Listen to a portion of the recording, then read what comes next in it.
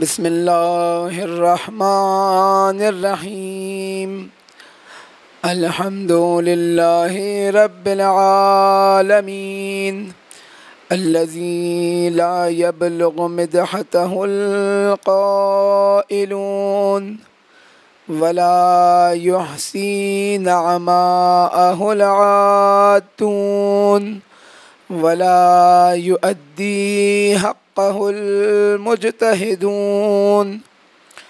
ثم الصلاة والسلام على أشرف الأنبياء والمرسلين حبيبنا وحبيب إله العالمين أبي القاسم محمد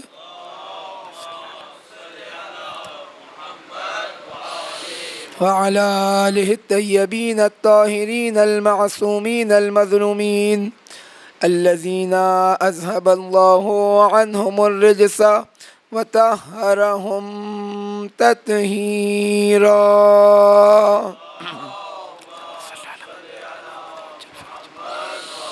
لا سيما بقية الله الأعظم إمام زماننا روحي وأرواح العالمين لتراب مقدمه الفدا. وقال الله تبارك وتعالى في كتابه المجيد بسم الله الرحمن الرحيم وجعلناهم أئمة يهدون بأمرنا وأوحينا إليهم فعل الخيرات وإقام الصلاة وإيتاء الزكاة وكانوا لنا عابدين. درود بھیجے بر محمد و آل محمد پر.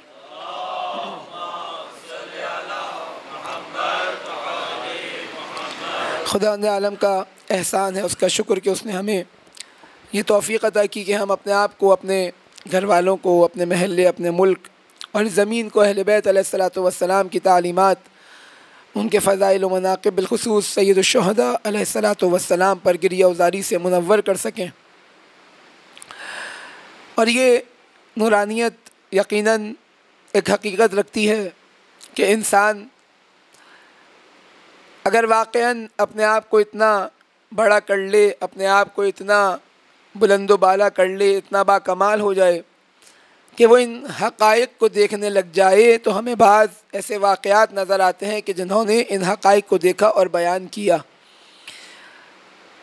یعنی یہ جگہ آپ کے سامنے پہلے بھی ذکر ہوا کہ جس طرح خدا متعال نے بعض ایام، بعض مقامات اپنے آپ سے منسوب کیے اور ان کے اندر یہ توانائی رکھی کہ وہ انسان کو اس فرش سے اٹھا کر عرش تک پہنچا دیں. اسی طرح اس کے اولیاء کہ جسے خدا متعال نے امام قرار دیا تاکہ وہ انسانوں کی ہدایت کریں، انسان کو ظلمتوں سے نکال کر نور کی جانب لے کر آئیں. اگر کوئی مقام، کوئی جگہ ان سے منسوب ہو جائے، کوئی مقام، کوئی جگہ، کوئی زمانہ ان کے ذکر سے مخصوص ہو جائے، تو خداوند متعال اس مقام کے اوپر، اس مکان کے اوپر، اس زمانے کے اندر وہ توانائی پیدا کر دیتا.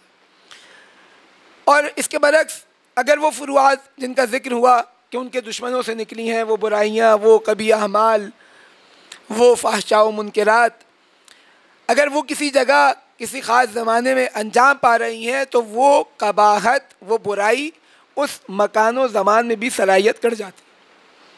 ایک واقعے کے ساتھ اس کو واضح کروں. علامہ طباطبائی علیہ رحمہ ایک مرتبہ مدرسہ فیضیہ میں بیان کیا جاتا ہے کہ ان کا ایک درس دیا کرتے تھے ایک مقام کے اوپر.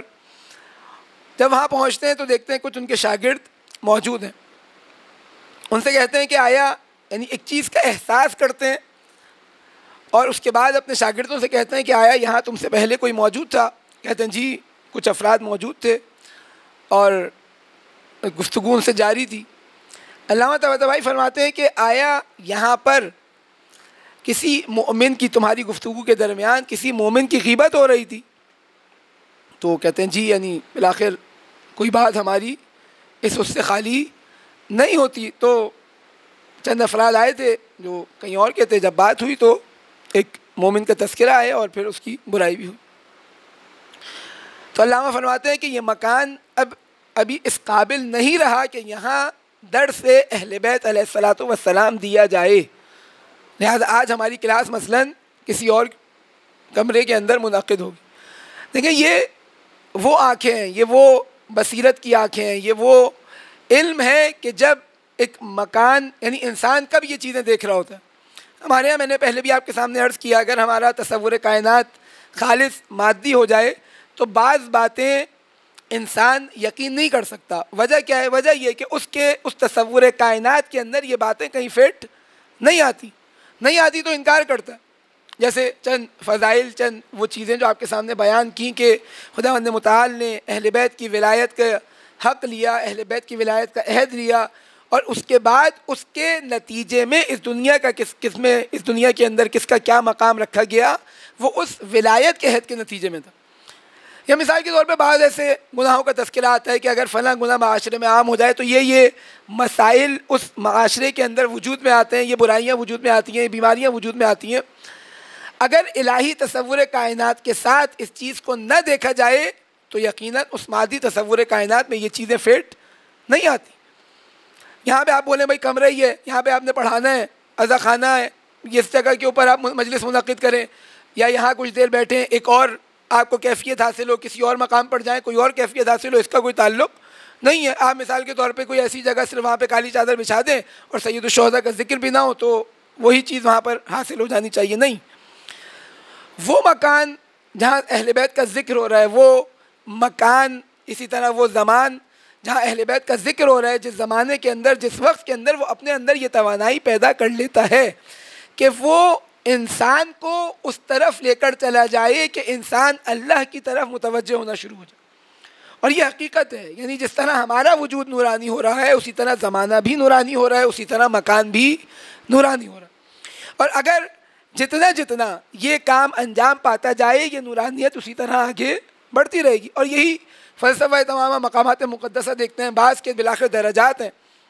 مسجد حرام کا ایک مقام ہے، مسجد نبوی کا ایک مقام ہے، سید الشہداء کے حرم کا ایک مقام ہے، مسجد کوفہ کا ایک مقام ہے، بیت المقدس کا ایک مقام ہے۔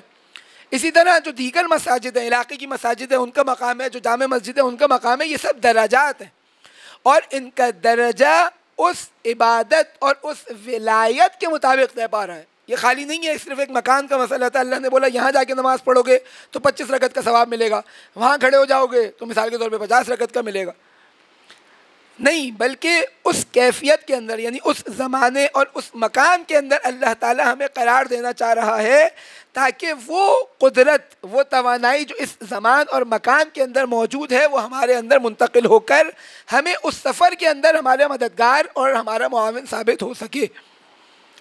لہذا جس طرح اس زمانے اور مکان کے اندر یہ توانائی ایجاد ہوتی ہے، یہ قدرت ایجاد ہوتی ہے، اسی طرح جب خود منبع قدرت، منبع ولایت یعنی اہل بیت علیہ الصلاۃ والسلام کی بات کی جائے، اور اب ایک جانب خداوند متعال کو اپنا ہدف و مقصد سمجھا جائے، تو جب کہا جا رہا ہے کہ دیکھو یہ راستہ ہے، اللہ تک پہنچنے کا یہ وسیلہ ہے، اللہ کے فیض کا یہ سبب ہے، تو اب یہ کہتے رسول اللہ نظر آتے ہیں کہ من رآنی فقد رأى الحق، جس نے مجھے دیکھا اس نے گویا حق کو دیکھا۔ کیوں؟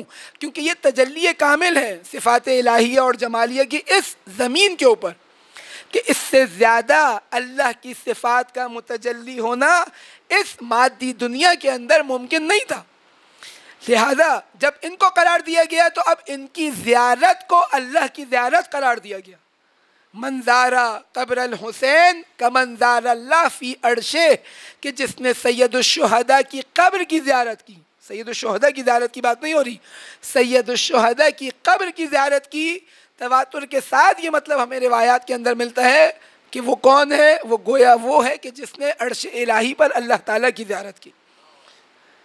کیوں؟ کیونکہ یہ خلیفۃ اللہ ہے، یہ اس کی تجلی ہے۔ یہ فارسی اصطلاح استعمال کی جاتی ہے کہ یہ تمام یعنی وہ آئینہ ہے جس کے اندر تمام وہ صفات متجلی ہو رہی ہیں پروردگار عالم کی۔ یہ سب سے زیادہ قدرت رکھتا ہے کہ انسان کو اللہ تعالیٰ تک پہنچا دے۔ اور اب جیسے آپ کے سامنے بیان ہوا کہ یہ راستہ جب ان کے بغیر طے نہیں کیا جا سکتا، تو وہ افراد، اب یہاں پر ایک بڑی تعداد ہمیں نظر آئے گی کہ جو اہل بیت کی حقیقی معرفت کیا یعنی وہ جو ایک ابتدائی اعتقادی معرفت ہے وہ بھی نہیں رکھتی. آیا اس کے لیے راستہ بند ہے؟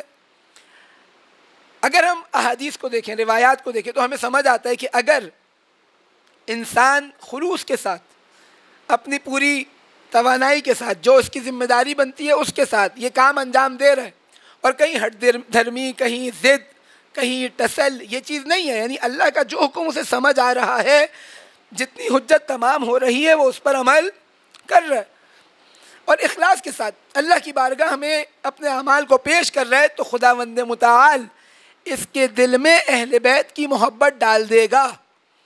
لہذا ایک غیر شیعہ، غیر مومن، ایک عارف کا تذکرہ ہے کہ وہ ایک مقام پہ پہنچنے کے بعد اپنے اشعار میں اس کا اظہار کرتے ہیں کہ میں جب اس مقام پر پہنچا تو میں نے دیکھا کہ میری جتنی عبادات ہیں یہ سب کی سب بیکار ہیں، اور میرا سارا کا سارا وقت ضائع ہو گیا.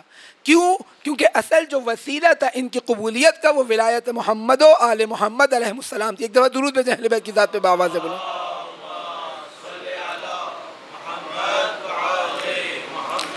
لہذا خداوند متعال ایک مقام پر اگر وہ خلوص کے ساتھ جائے تو اسے یہ مرتبہ دکھا دیتا ہے کہ دیکھو یہ کمی ہے، یہ راستہ جو تم نے طے کیا یہ زاد راہ تمہارے پاس کم تھا، لہذا اس سفر کے بعد اس سے آگے کے مراحل تم طے نہیں کر سکتے.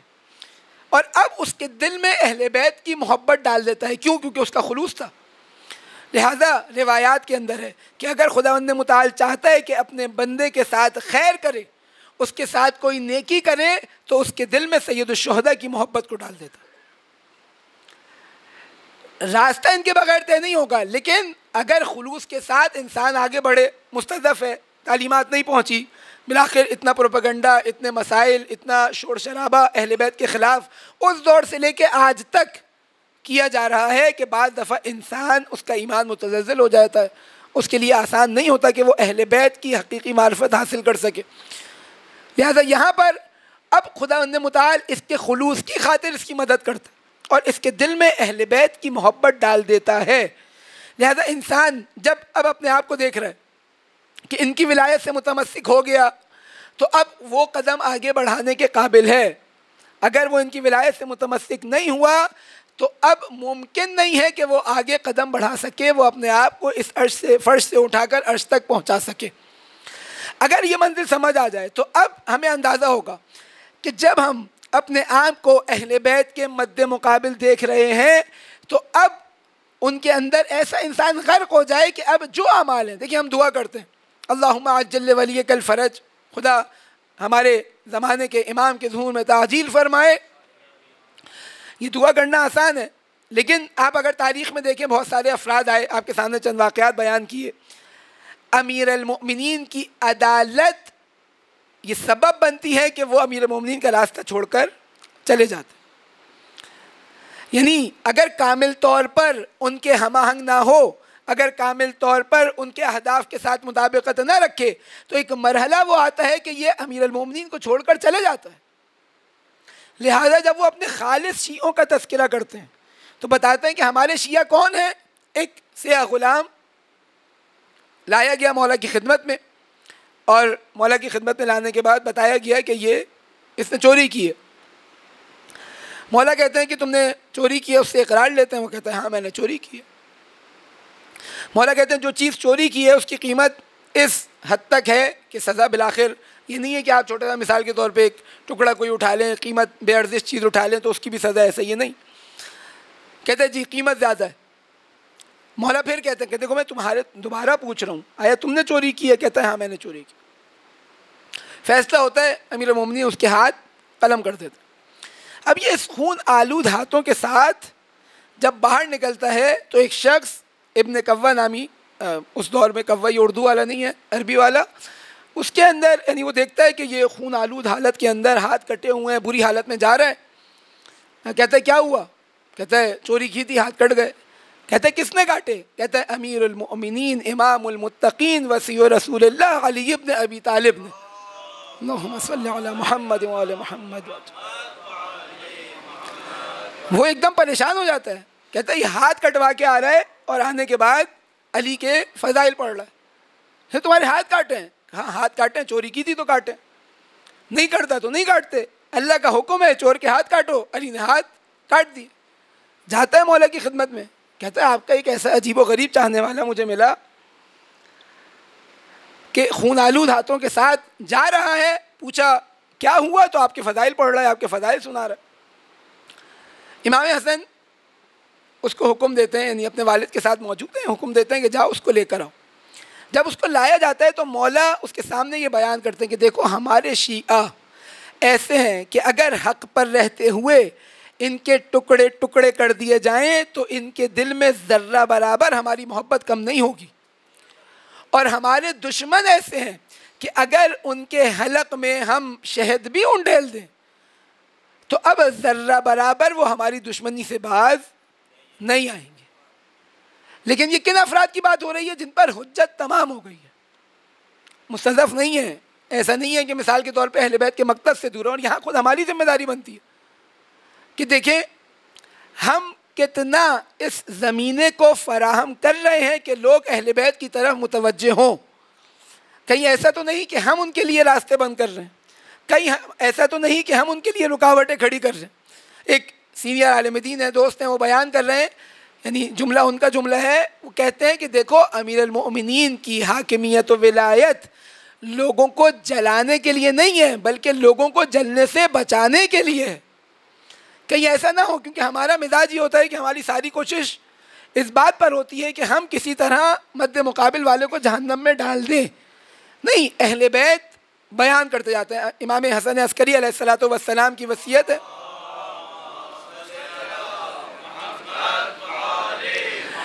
امام فرماتے ہیں کہ جروا الینا کل المودہ، تمام لوگوں کی محبتوں کو ہمارے پاس لے کر آؤ، یعنی تمام لوگوں کی محبتوں کو ہمارے گرد لے کر آؤ، ہماری طرف لے کر آؤ. ہمارے کلام کو اس طرح بیان کرو کہ لوگ ہمارے ساتھ آئیں. لیکن ہمارے ہاں اس ولایت کے نام پہ بعض دفعہ معاملہ برعکس ہو جاتا ہے. یعنی ہماری ساری کوشش یہ ہوتی ہے کہ ولایت کے نام پر جہنم میں ڈال دیں، جنت میں کسی کو جانے نہ دیں. نہیں، اہل بیت کا مزاج مختلف ہے، اور ہمیں تعلیم یہ دی گئی کہ دیکھو تم معاشرے کا حصہ بنے رہنا. آپ کے سامنے وہ ولایت کے مراحل بیان کیے. یہ کب ہوگا؟ کہ جب وہ مراحل طے ہوں، یعنی ہم ولایت کے گرد، امام معصوم کے گرد، حجت الہی کے گرد، خلیفۃ اللہ کے گرد جمع ہوں، اور ہمارے آپس میں بھی ہماری بانڈنگ اور ہمارا تعلق ولایت کی بنیاد پر ہو. جب ہم ایسے ہوں گے تو اب جب معاشرے کے اندر جائیں گے، اور اہل بیت کی تاکید ہے، دیکھو ان کے جنازوں میں جاؤ، ان کی عیادت کرو، ان کو پوچھو، ان کا احترام کرو، حتیٰ ان کے نمازوں کے اندر شرکت کرو. اس حد تک کیوں؟ کیونکہ دیکھو جب اگر تمہارا ان سے رابطہ قطع ہو گیا، تم ان سے دور ہو گئے، تو ان کی ہدایت کا وسیلہ منقطع ہو گیا. ہدایت کون کرے گا؟ اہل بیت کا پیغام کون پہنچائے گا؟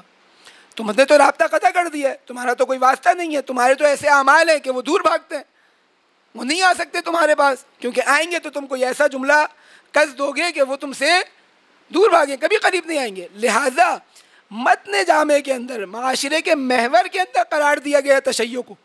ایسے کام کرو کہ لوگ تم سے قریب ہوں، کوئی ایسا کام نہ کرنا کہ جس سے لوگ دور ہوں. اور اس طرح کی اتنی روایات ہمارے پاس کہ اہل بیت کہتے ہیں کہ من اذانا علینا حدیثنا، من اذا علینا حدیثنا، کہ جس نے ہماری حدیث کو اس طرح بیان کیا کہ وہ ہمارے ہی خلاف قرار پا گئی. یعنی کیا؟ یعنی بیان صحیح کر رہے، امام کہہ رہے ہیں میری حدیث بیان کر رہے ہیں، لیکن میری حدیث کو ایسے بیان کر رہا ہے کہ لوگ ہمارے خلاف ہو جائیں. فقط قتلنا عمدن، تو گویا اس نے ہمیں جان بوجھ کر قتل کیا. یا بعض روایات کے اندر اشد من النواسب کا لفظ استعمال کیا، یعنی وہ ہمارے لیے ناصبیوں سے زیادہ نقصان دہ. کیوں؟ کیونکہ ہمارے مکتب کو نقصان پہنچا رہا. لیکن شرط کیا ہے؟ شرط یہ کہ معاشرے کا حصہ بنے انسان، معاشرے کے اندر پیغام پہنچائے، لیکن اگر آپس میں ولایت، اور وہ ولایت کہ جو اہل بیت کے ساتھ اس کا رابطہ ہونا چاہیے تھا، اگر وہ مضبوط ہے تو اب یہ معاشرے کے اندر جا کر اچھائی پھیلا سکتا ہے. لیکن اگر خود کمزور ہے، اگر خود یہ ولایت کا رشتہ آپس میں استوار نہیں ہے، تو اب سوائے فساد کے، سوائے منکرات کے کوئی اور چیز ظاہر نہیں ہوگی. لہذا جب ولایت کا معنی جو کل آپ کے سامنے بیان کیا، انسان تصور کرے، یعنی جب ہم کہہ رہے ہیں کہ آپس میں ایک ایسا رابطہ کہ تیسرا حائل نہ ہو، تو اب یہ ایسی بانڈنگ ہے. جب ہم مثال کے طور پہ فزکس کے اندر ابتدائی کلاسز کے اندر پڑھتے ہیں کہ بھائی 3 طرح کے میٹرز ہیں، سالڈ ہے، گیس ہے، لیکوڈ ہے. اس کے اندر ہم کیا کرتے ہیں؟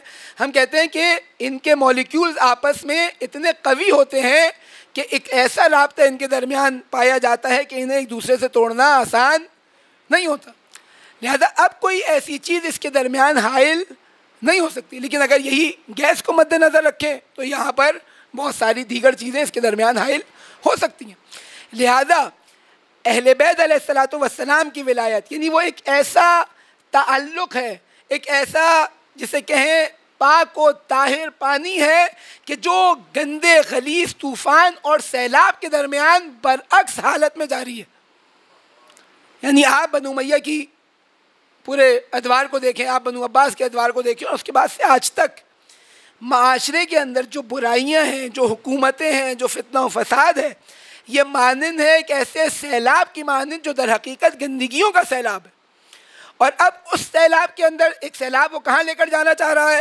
وہ سیلاب اللہ ولی الذین آمنوا، جس طرح پہلے والی آیت، اس کے بعد کیا ہے؟ والذین کفروا اولیاؤہم الطاغوت یخرجونہم من النور الی الظلمات. یعنی اس کی ڈائریکشن بالکل برعکس ہے. یہ نور سے ظلمتوں کی جانب لے کر جا رہا ہے، اور اللہ جن کا ولی ہے مومنین کا، اللہ کیا کرتا ہے؟ یخرجہم من الظلمات الی النور. بس اللہ کے ولی اس گندے پانی کے اس سیلاب کے اندر اس پاک و مطہر پانی کی مانند ہیں جو برعکس سفر کر رہے ہیں، اور جو اس پانی سے متصل ہو گیا وہ بھی برعکس سفر کرتا جائے گا، یعنی ظلمتوں سے نور کی طرف جاتا جائے گا. اور یہ پانی کم ہونے کے باوجود اتنا خالص ہے، اتنا اسٹرانگ ہے، اور اس کی سرحدیں اتنی واضح ہیں کہ یہ گندگی کا سیلاب اس پانی کا کچھ بگاڑ نہیں سکتا. یہ ہے اہل بیت کی کوشش، یہ ہے اہل بیت کی جد و جہد. اور یہ چیز سبب بنی کہ تاریخ میں وہ ظالم و جابر، وہ گندگی کے ڈھیر کہ جو چاہتے تھے کہ انسان نور سے نکل کر ظلمتوں میں آ جائے، وہ اہل بیت کے مد مقابل آ گئے. ورنہ اگر یہ کاروان نہ ہوتا، یہ ہدایت کا راستہ فراہم نہ ہوتا، اور اہل بیت امت کو اپوزٹ ڈائریکشن میں، یعنی ان کے اپوزٹ ڈائریکشن میں در حقیقت حق کے راستے کے اوپر، کمال کے راستے کے اوپر لے کر نہیں جا رہے ہوتے، تو وہ مد مقابل نہیں آتے. دیکھیں بہت سارے اور بھی افراد تھے، لیکن یہ اہل بیت کے بارے میں ہے کہ ما منا الا مقتول او مسموم، ہم میں سے کوئی نہیں ہے مگر یہ کہ اس کو یا زہر دے دیا گیا یا تلوار سے قتل کر دیا گیا. آیا امت میں صرف یہی تھے؟ سید الشہداء کا قیام ہمارے سامنے، آیا اصحاب ختم ہو گئے تھے؟ تابعین ختم ہو گئے تھے؟ نہیں. ان سے دشمنی کیوں نہیں تھی؟ ان سے کیوں دشمنی تھی؟ کیونکہ یہ در حقیقت ان مستکبرین کی، ان ظالمین کی، ان فاسق و فاجر افراد کے ان اہداف کے اندر رکاوٹ تھے. یعنی جو ان کی حاکمیت کا انہوں نے ایک چرچا بنایا ہوا تھا. اب دیکھیں اتنے واقعات ہمیں نظر آتے ہیں. امام موسیٰ کاظم علیہ الصلاۃ والسلام، ایک دفعہ درود بھیجے امام کی ذات پہ آواز بلند. بظاہر اب ہمارے ذہن کے اندر کیا ہے؟ ایک امام جس نے 14 سال زندان میں گزاری. خوب کیا کیا؟ وہی مسئلہ سید الشہداء کے ساتھ جو ہمارے یعنی معرفت میں کمی. کس کو امام مانتے ہو؟ امام حسین کو. کیا کیا؟ بھائی انہیں قتل کیا گیا، ان کے اوپر مصیبتیں آئیں، ان کے اوپر ظلم ہوا. خوب امام نے کیا کیا؟ بولا یہ معلوم نہیں ہے.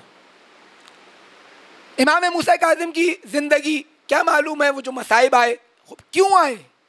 ایسا کیا کر رہے تھے کہ ہر دور کا دشمن ان کو اپنے لیے خطرے کا احساس سمجھتا تھا، خطرہ سمجھتا تھا؟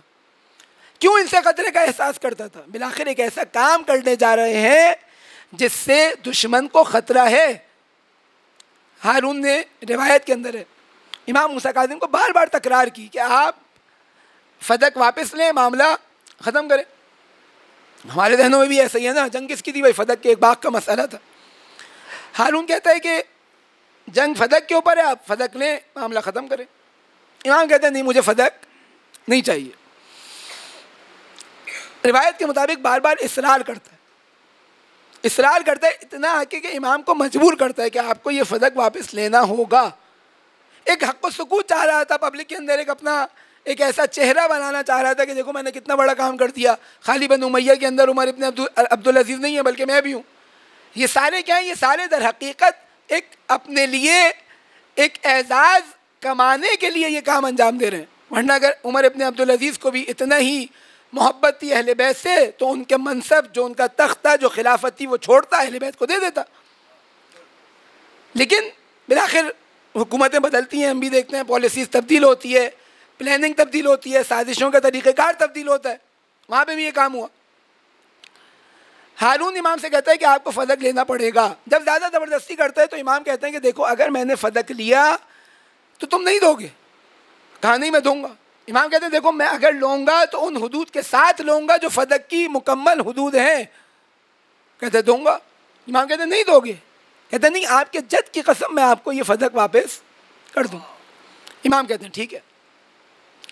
امام اس کو اب ایک ایک کر فدق کی باؤنڈری بیان کرنا شروع کرتے. امام کہتے ہیں اما الحد الاول فعدن، پہلی حد کہاں ہے؟ اب دیکھیں کہاں ہے؟ بغداد میں. فدق کہاں ہے؟ مدینے میں. امام نے پہلی حد کیا بیان کر رہے ہیں؟ ادن، یمن کا بارڈر. روایت کہتی ہے کہ ہارون کے چہرے کا رنگ تبدیل ہوا کہ یہ کیا بات کر رہے ہیں. بات ہو رہی ہے مدینے کے ایک باغ کی، امام باؤنڈری بتا رہے ہیں یمن کی. اما الحد الثانی فالافریقیہ، دوسرا جو ہے وہ تیونس کا بارڈر ہے. ایک ایک کر امام حاکمیت اسلامی یعنی جس منصب پر ہارون بیٹھا ہوا تھا اور اس کے ماتحت جو امت اسلامی کے جو حکومت تشکیل پا رہی تھی اس کا دائرہ تھا، امام ایک ایک کر باؤنڈری بتاتے ہیں. اور جب چوتھا بارڈر بتاتے ہیں تو ہارون کہتا ہے یعنی کیا؟ یعنی میں ہٹ جاؤں اور آپ بیٹھ جائیں. امام کہتے ہیں کہ دیکھو میں نے کہا تھا کہ اگر میں نے تمہیں فدق کی حدود بیان کی تو تم یہ فدق واپس نہیں کرو گے. دیکھیں اہل بیت اگر کہیں آپ کے ذہن میں وہ رہے مثال جو حق اور ذمہ داری کی مثال آپ کے سامنے بیان کی تھی، جو ڈاکٹر والی مثال بیان کی تھی. بی بی اگر دربار میں جا رہی ہیں، مسئلہ باغ کا نہیں ہے کہ مثال کے طور پہ ایک باغ لے لیا خوب قربان کر دیں. نہیں، اول تو یہ کہ لازمی نہیں ہے کہ ہر حق قربان کیا جائے. دوسری بات یہاں پر مسئلہ یہ تھا کہ حاکمیت کیا جو حقیقی چہرہ ہے اس سے نقاب بی بی کو ہٹانی تھی. لوگوں کے ذہن میں بھی یہی تھا، آج بھی مثلاً ہمارے یہاں بھی بعض دفعہ کے ذہن میں ہوتا ہے بھائی معاملہ فدق کا تھا، فدق چھینا. اگر فدق نہ چھینتے، اگر قتل نہ کرتے تو صحیح ہو جاتے. نہیں، صحیح نہیں ہو سکتے تھے. کیوں؟ کیونکہ جس منصب پر بیٹھے ہیں وہ منصب کے اہل نہیں ہیں. تمام برائیاں ایک طرف، اس منصب کا چھن جانا سب سے بڑا گناہ ہے جو انسانیت کی ہدایت میں رکاوٹ کا سبب ہے. لہذا جب وہ کہتا ہے کہ امام سے کہ فدق لے، امام یہ باور کرانا چاہتے ہیں دیکھو ہمارا معاملہ فدق کا نہیں تھا. ہمارا مسئلہ یہ ہے کہ ہم ہدایت انسانی کے لیے بھیجے گئے، اور اب اگر کوئی آ کر اس ہدایت کے اندر رکاوٹ کھڑی کرتا ہے تو اب ہماری ذمہ داری ہے کہ ہم اس رکاوٹ کو دور کریں. لہٰذا ہر زمانے کے امام کو اپنے لیے خطرہ دیکھتے تھے. لہٰذا ایک ایک کو قتل کیا، ایک ایک کو زندان میں ڈالا. اور اہل بیت کے چاہنے والے بھی اسی طرح جہاں کوئی قدم اٹھاتے، یعنی ایک مرحلہ تقیہ کا کہ ایسا اقدام کیا جائے، ہدف وہی ہے، مقصد وہی ہے، کوئی امام اس ہدف و مقصد سے پیچھے نہیں ہٹا، لیکن حالات کے حساب سے قدم بڑھایا جائے. اور یہی شیعوں کی ذمہ داری بھی اس دور میں بنتی تھی کہ دیکھیں کہ فضا کو ہموار کریں. آپ کے سامنے کل بیان کیا کہ ہر شخص آ کر اپنے زمانے کے امام سے ایک سوال لازمی کرتا تھا کہ کب قیام کریں گے. امام صادق سے سوال ہو رہا ہے، امام باقر علیہ السلام سے سوال ہو رہا ہے، امام موسیٰ کاظم علیہ السلام سے سوال ہو رہا ہے، سب سے یہ سوال ہو رہا ہے کب اپنا حق طلب کریں گے. اور امام جو شکوہ بیان کر رہے ہیں وہ کیا ہے کہ ابھی زمینہ فراہم نہیں ہے، ابھی لوگ تیار نہیں ہیں، نہ کیفیت میں نہ کمیت کے اندر. لہذا یہ ہماری ذمہ داری بنتی ہے کہ ہم وہ زمینہ فراہم کریں کہ حجت الہی ہمارے اوپر اعتماد کر سکے. یعنی یہ آسان مرحلہ نہیں ہے کہ حجت الہی کسی پر اعتماد کر سکے. حجت الہی آ کر کہے کہ دیکھو مجھے تم سے خوشبو آ رہی ہے، مجھے تمہاری خوشبو پسند ہے. کل آپ کے سامنے وہ روایت بیان کی. یہ ہیں وہ معیارات. یعنی اہل بیت ہمیں اتنا بلند دیکھنا چاہتے ہیں، ایک آخری بات اور اس کے بعد مصائب کی جانب.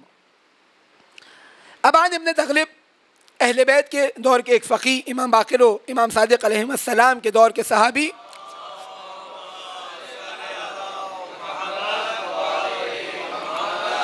اہل بیت کی روایات سے، ان کی تعلیمات سے آشنا.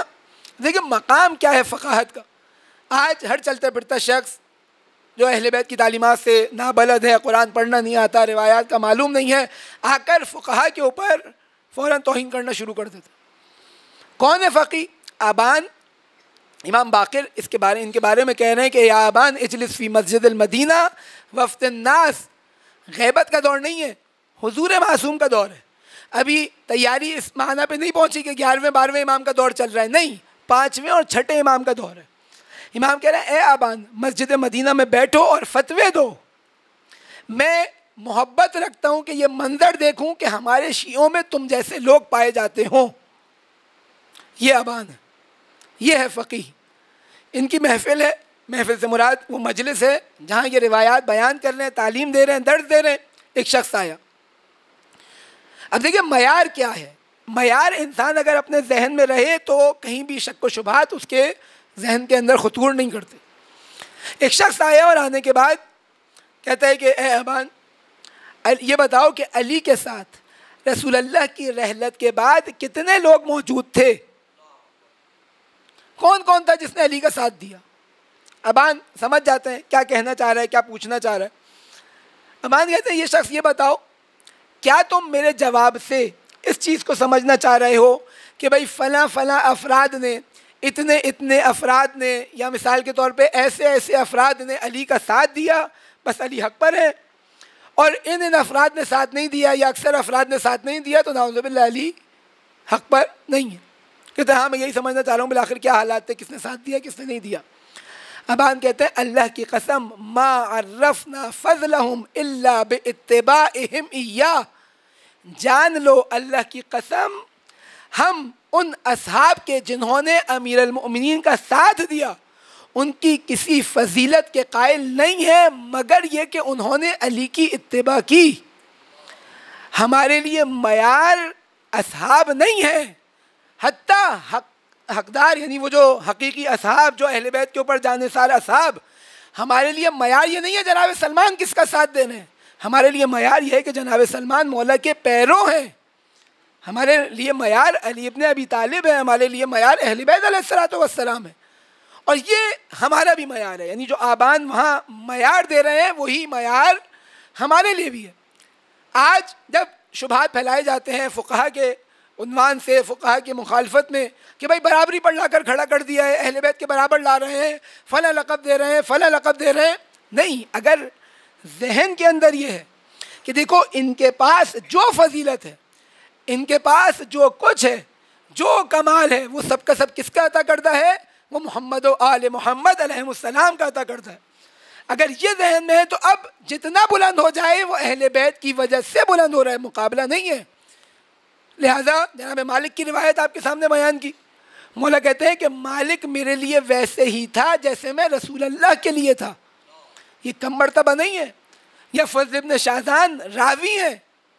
امام حسن عسکری علیہ السلام فرماتے ہیں جب اہل خراسان کا ایک گروہ آتا ہے ملاقات کے لیے، امام کہتے ہیں کہ میں رشک کرتا ہوں اہل خراسان پر، اپنے صحابی پر بھی نہیں، ایک ایسی امت کے اوپر رشک کرتا ہوں کہ جن میں فضل ابن شاذان موجود ہے.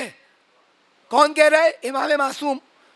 اب کوئی ذہن میں خناس رکھا ہوا شخص آ کر بولے بھائی مقایسہ ہو رہا ہے. نہیں، مقایسہ نہیں ہو رہا، مقایسہ نہیں ہو رہا. کیوں؟ کیونکہ ہم ان کو جتنا بلند سمجھتے ہیں وہ سب کا سب اہل بیت کے طفیل سمجھتے ہیں.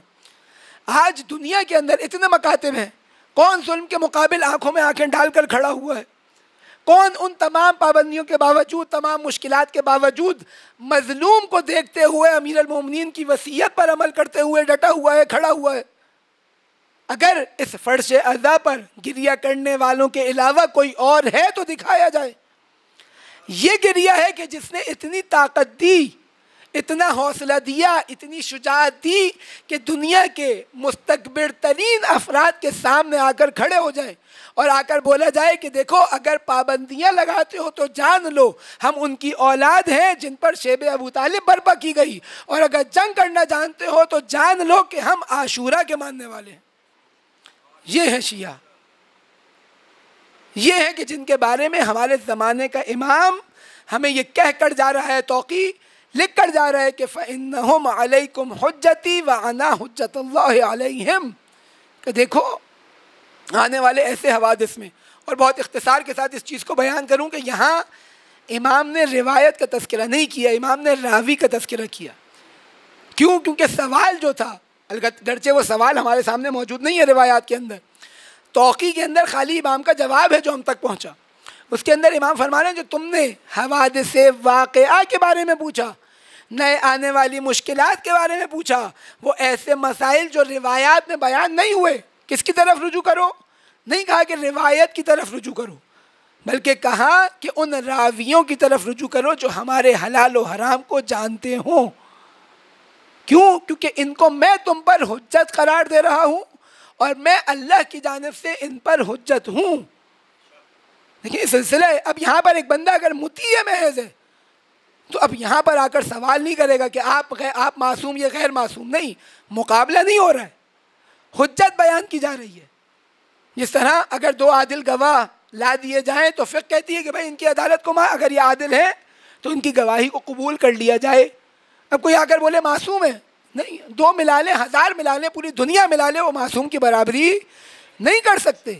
لیکن یہاں حجت کو بیان کیا جا رہا ہے۔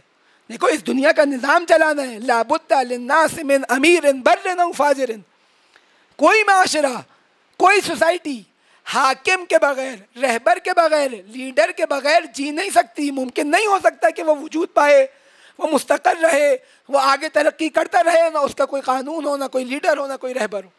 لہذا حجت بیان کر کے جا رہے ہیں، حجت بتا کے جا رہے ہیں کہ دیکھو ہم غیبت میں جا رہے ہیں، غیبت کے دور کے اندر کس کو تم نے حجت ماننا ہے۔ لہذا شیعہ وہ ہے جو ان کے سامنے تسلیم ہو جائے، تسلیم محض، اپنی کوئی حیثیت نہ ہو، اپنی کوئی رائے نہ ہو، اپنا کوئی وزن نہ رکھتا ہو اپنے نزدیک، بلکہ جو کچھ ہو اس کے نزدیک اہل بیت علیہ الصلوۃ والسلام ہو۔ کیوں؟ کیونکہ اللہ کے ولی ہیں، اللہ کے قرار دیے ہوئے خلیفہ، اللہ کے قرار دیے ہوئے امام ہیں۔ لہذا ایک مثال اس تسلیم کی میں آپ کے سامنے بیان کروں، اور ربط مصائب ایک دفعہ درود بھیجیں اہل بیت کی ذات پہ بآواز سے بلند۔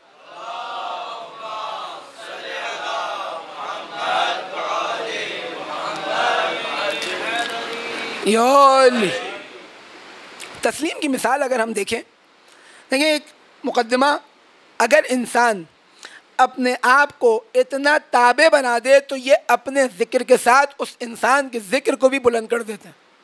کیوں؟ کیونکہ یہ اللہ کے جانشین ہے۔ اللہ کا اگر ہم سنت دیکھیں تو یہی ہے، اللہ نے اپنا جہاں ذکر کیا، اپنے قرار دیے ہوئے اولیاء کا ذکر کیا، اپنے قرار دیے ہوئے خلیفہ کا ذکر کیا۔ ہم حج اللہ کے لیے جاتے ہیں، بیت اللہ کے حج کے لیے جاتے ہیں، طواف کے لیے جاتے ہیں، وہاں پر جو نشانی ہے کیا ہے؟ مقام ابراہیم ہے، صفا و مروہ ہے۔ کس کی نشانی ہے؟ اللہ کے قرار دیے ہوئے خلیفہ کی نشانی۔ اور صفا و مروہ کس کی نشانی؟ اس خاتون کی نشانی جس نے اس خلیفہ کی اتباع کی اور پیروی کی۔ دیکھیں آسان نہیں تھا یہ مرحلہ، آیا زوجہ کی وجہ سے نہیں، اور بھی انبیاء کی زوجہ تھی، حضرت نوح کی بھی زوجہ تھی، حضرت لوط کی بھی زوجہ تھی، حضرت ابراہیم کی بھی ایک اور زوجہ تھی، ان کا تو اس طرح تذکرہ نہیں آیا، ان کی تو نشانی کے اوپر نہیں کہا کہ دیکھو یہاں جاؤ فلسطین میں جا کے یہ کام انجام دو، نہیں، جناب ابراہیم کو حکم دیا کہ اسماعیل کو لو، جناب ہاجرہ کو لو اور جاؤ کہاں؟ بلد امین میں، وہ مقام جو اللہ کا مقام قرار دیا گیا، اللہ سے منسوب کرا گیا، وہاں جا کر اللہ کا گھر تعمیر کرو۔ اس سے پہلے کیا کرو؟ بولا ان دونوں کو وہیں چھوڑ کے آ جاؤ۔ گئے وادی غیر ذی زرع، یعنی ایک ایسی وادی نہ پانی ہے، نہ درخت ہے، نہ پودے ہیں، کچھ بھی نہیں۔ حضرت ابراہیم جناب ہاجرہ کو لے کر گئے مکے میں، جناب ہاجرہ جناب اسماعیل کو چھوڑا، واپس جانا چاہتے ہیں۔ جناب ہاجرہ نے سوال کیا، اے ابراہیم ہمیں کس کے حال پر چھوڑے جا رہے ہو؟ جواب دیا کہ مجھے اللہ کا حکم تھا، میں نے اس حکم کی تعمیل کی۔ کہا اگر اللہ کا حکم تھا تو یقیناً اس نے لیے ہمارے لیے کوئی مصلحت رکھی ہوگی، راضی ہو گئی۔ شدید گرمی ہے، آپ وہ پہاڑ اگر انشاءاللہ ہم سب کو توفیق ہو انسان مکے کے پہاڑ دیکھے، ایسے پتھریلے پہاڑ ہیں کہ چڑھنا آسان نہیں ہے.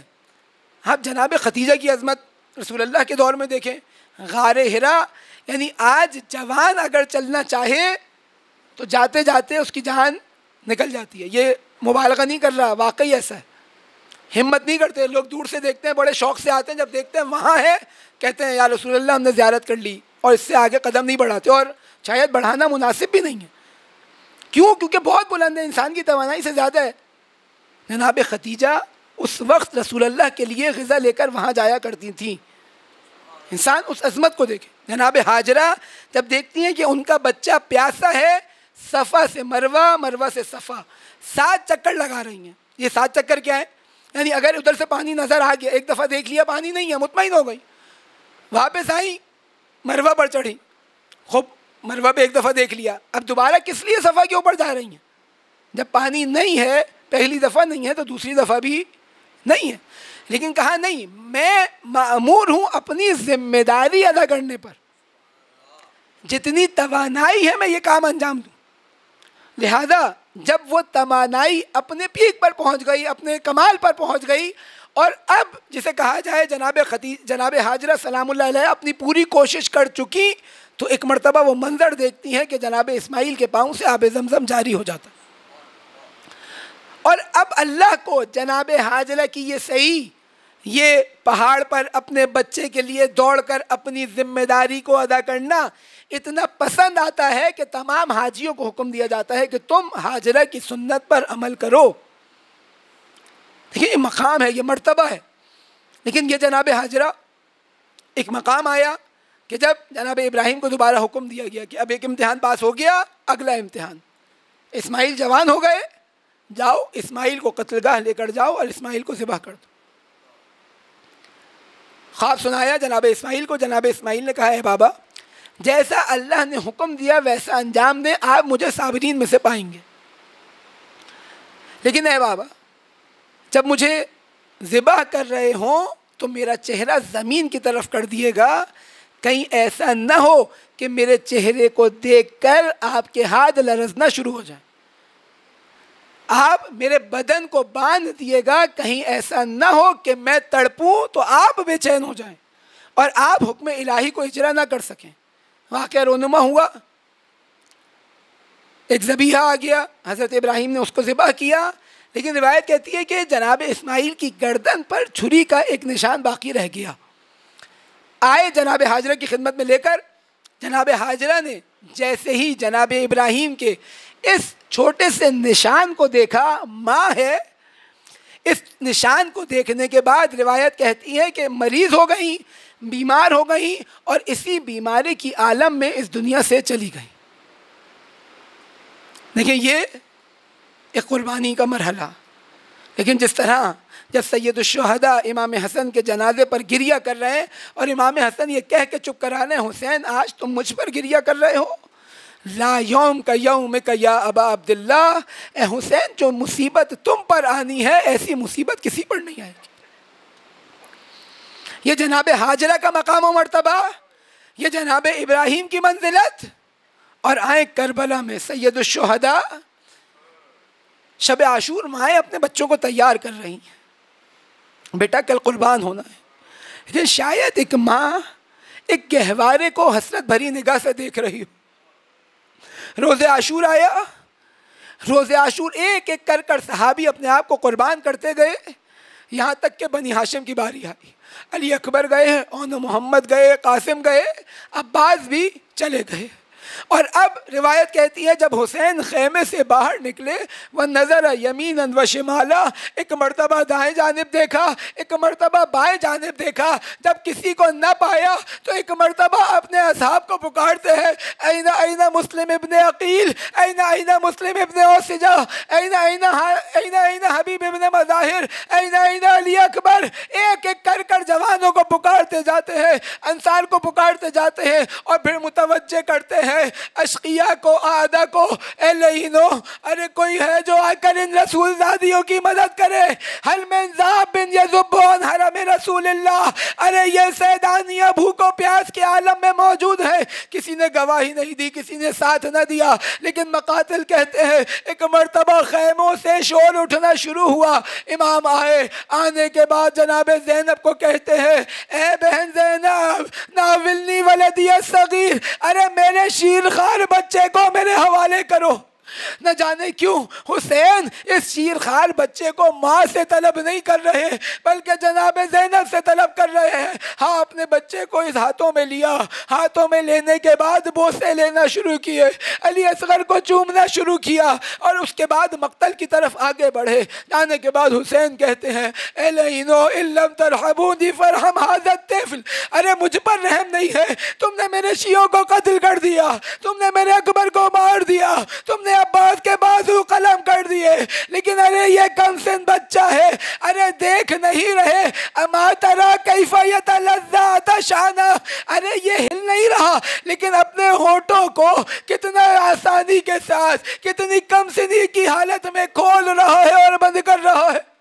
یہ تلذہ اس مرحلے کو کہتے ہیں ارے جب پانی سے مچھلی باہر آنے کے بعد اپنے ہونٹوں کو کھولتی ہے اور بند کرتی ہے، ارے تم دیکھ نہیں رہے ارے میرا اصغر کس طرح ہونٹوں کو کھول رہا ہے بند کر رہا ہے۔ سید الشہداء کا ابھی کلام جاری تھا، عمر سعد نے حرملہ کو حکم دیا اقطع کلام الحسین، اب ایک تیرے سے شعبہ ایسا تیر ارے جس کے تیر کا ایک پھل علی اصغر کی گردن سے بڑا ہے۔ روایت کہتی ہے ایک مرتبہ وہ بچہ جو سکون کی حالت میں حسین کی گود میں موجود تھا ایک مرتبہ منقلب ہوا، ایک مرتبہ تڑپنا شروع کیا، اب جو دیکھا فَصُبْحَ مِنَ الْأُذُنِ إِلَى الْأُذُنِ، ارے علی اصغر کو ایک کان سے دوسرے کان تک ذبح کر دیا گیا۔ اے علی اصغر ارے کیا تجھ سے ایسے بچے بھی نہیں روتے ہیں؟ ہاں سید الشہداء اپنی حسرت کے ساتھ اس بچے کے جنازے کو دیکھ رہے ہیں، نہ جانے کیا منظر ہوگا کہ جب یہ گردن جدا ہوئی ہوگی، ارے کیسے کس حال میں ہوگی، کیسا خون ہوگا حسین کے ہاتھوں میں۔ ایک مرتبہ ہاتف غیبی کی صدا آئی، اے حسین اصغر کو ہمارے حوالے کرو، ارے ہم نے اس کی رضاعت کا اہتمام جنت میں کیا ہوا ہے۔ حسین اصغر کے لاشے کو لے کر آئے خیمے کی جانب، نہ جانے جب بہن نے اس کم سن بہن نے یہ منظر دیکھا ہوگا، شاید بابا سے پوچھا ہو پہلے اے بابا کیا پیاس بجھ گئی، شاید ماں نے پوچھا ہو ارے کیا میرے بچے کو پانی پلا دیا، لیکن ہاں حسین نے جب یہ جنازہ دیا ہوگا تو کیا گزری ہوگی ماں پر، لیکن فوراً جنازہ لیا۔ یہ واحد جنازہ ہے حسین نے اپنے ہاتھوں سے دفن کر دیا، کیونکہ جانتے ہیں ارے ماں پر کیا گزرے گی جب یہ جنازہ دیکھے گی۔ بقیہ شہداء کے جنازے موجود ہیں۔ حسین نے تلوار نکالی، زمین کو کھودا، علی اصغر کو دفنایا، اپنے ہاتھوں سے مٹی ڈالنا شروع کی۔ کاش یہ مصائب یہاں تمام ہو جاتے، لیکن بعض مقاتل کے اندر درج ہے، بعض علماء بیان کرتے ہیں کہ جب 11 محرم کو ایک نیزہ بردار کاروان آیا، ایک لشکر آیا، وہ آ کر زمین پر نیزے مارتا جاتا، ارے کوئی ایسی چیز نہ ہو جو حسین نے مٹی میں چھپائی ہو، اے کاش ارے جناب رباب نے یہ منظر نہ دیکھا۔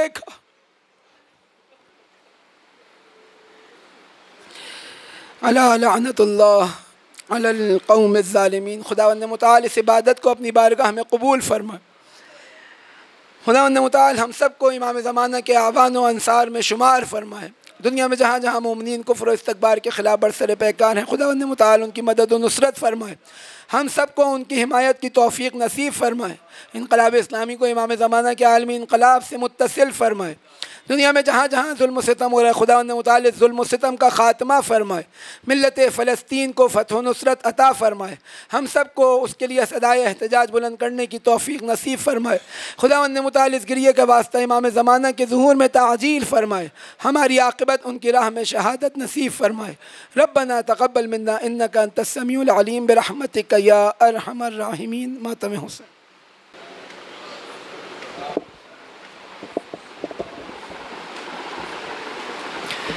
اے میرے بے زباں تم رہ گئے کہاں، اصغر جیے گی کیسے تیرے بغیر ماں، اے میرے بے زباں تم رہ گئے کہاں، اصغر جیے گی کیسے تیرے بغیر ماں، اے میرے بے زباں تم رہ گئے کہاں، اصغر جیے گی کیسے تیرے بغیر ماں، چہرہ وہ چاند جیسا کیسے بھلائے ماں، اصغر جیے گی کیسے تیرے بغیر ماں، اے میرے بے زباں تم رہ گئے کہاں، اصغر جیے گی کیسے تیرے بغیر ماں، ہمت پہ ماں تمہاری قربان کیوں نہ جائے، سنتی ہوں تیر کھا کر تم رن میں مسکرائے، مادر کی لاج رکھ لی شاباش میری جان، اصغر جیے گی کیسے تیرے بغیر ماں، اے میرے بے زباں تم رہ گئے کہاں، اصغر جیے گی کیسے تیرے بغیر ماں،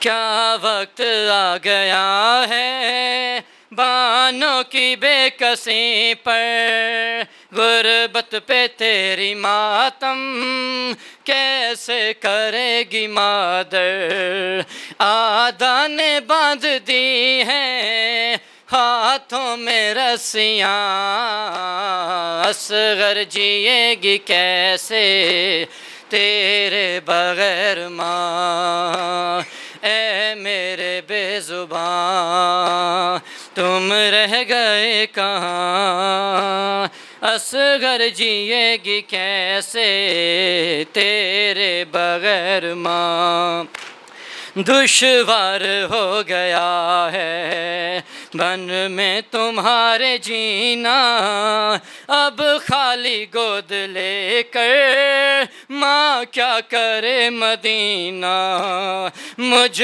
کو وہیں بلا لو اے لال ہو جہاں، اصغر جیے گی کیسے تیرے بغیر ماں، اے میرے بے زباں تم رہ گئے کہاں، اصغر جیے گی کیسے تیرے بغیر ماں، سانسیں تو چل رہی ہیں زندہ کہاں رہی ہے، ماں زندگی سے اپنی آزادی چاہتی ہے، مشکل کشا ہو تم بھی کھلوا دو بیڑیاں، اصغر جیے گی کیسے تیرے بغیر ماں، اے میرے بے زباں